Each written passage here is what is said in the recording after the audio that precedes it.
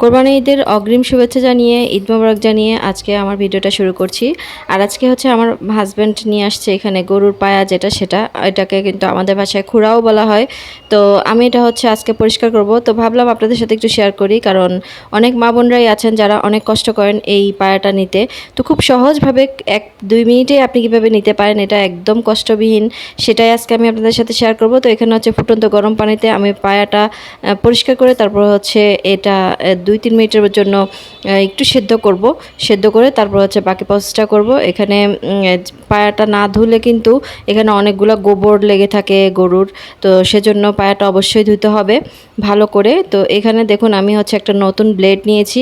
নতুন ব্লেড নিলে আমার মনে হয় সবচেয়ে ভালো, এটা একদম সহজ করে দেয় কাজটাকে, নয়তো কিন্তু একটু কষ্ট হয়ে যায়। তো পানিতে যখন সেদ্ধ করি তখন কিন্তু এই চামড়াটা অনেক মোটা হয়ে যায়, আর এটা ধরতে বা কাটতে এভাবে অনেকটাই সুবিধা হয়।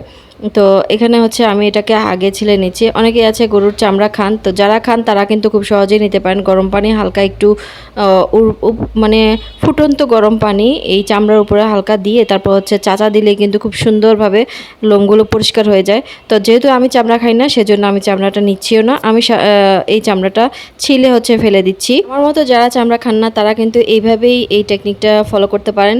কোরবানির দিন আমি দেখতাম আগে এত কষ্ট হইতো আমার মা খালাদের, এই গরুর পায়াটা নিতে অনেক কষ্ট হইতো। পুরুষরাই সাধারণত নিয়ে দিত এটা।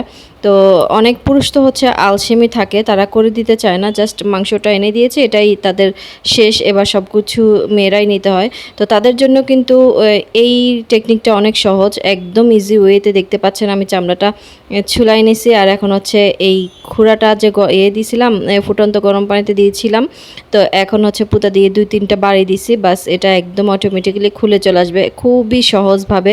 এটা এত ঝামেলা নাই। অনেকে মনে করে যে এইটা পরিষ্কার করতে অনেক প্যারা, অনেক কষ্টের, সেজন্য এই পায়াটা অনেকেই নিতে চায় না, অনেকেই খেতে চায় না। তো তাদের জন্য আমার মনে হয় আজকের যে টেকনিকটা আমি আপনাদেরকে দেখিয়ে দিলাম সেটা কিন্তু অনেকটাই ইজি হবে, আর এই কোরবানি ঈদে অনেকের কষ্ট লাঘব হবে। যাদের জন্য এই টেকনিকটা নতুন বা যারা এটা অ্যাপ্লাই করেছেন এবং সাকসেস হয়েছেন, তারা অবশ্যই আমার ভিডিওতে একটা কমেন্ট করে যাবেন। আমি আপনাদের কমেন্টের অপেক্ষায় রইলাম, আর ভালো লাগলে ভিডিওটা একটা লাইক দিয়ে যাবেন। আর এই তো আমি হচ্ছে এখন কালো কালো যে অংশগুলো সেগুলো একটু ব্লেড দিয়ে কেটে ফেলে দিচ্ছি। এগুলো আমার কাছে ভালো লাগে না, যার কারণে আমি হচ্ছে এগুলো পরিষ্কার করে নিচ্ছি। একদম ভালো করে পরিষ্কার করে নিলে কিন্তু এখানে অনেকগুলোই মাংস পাওয়া যায়। সাধারণত নলার মধ্যে যেই মানে এটা থাকে, মাংসটা থাকে, তার চাইতে কিন্তু এই জায়গাটায় অনেক বেশি পরিমাণে মাংস থাকে, আর আমার কাছে কেন জানি এই অংশটা খেতে অনেক বেশি ভালো লাগে। তো যাই হোক, আমার কিন্তু এখানে 4 পিস ছিল, আমি সবগুলোই ক্লিন করে নিয়েছি।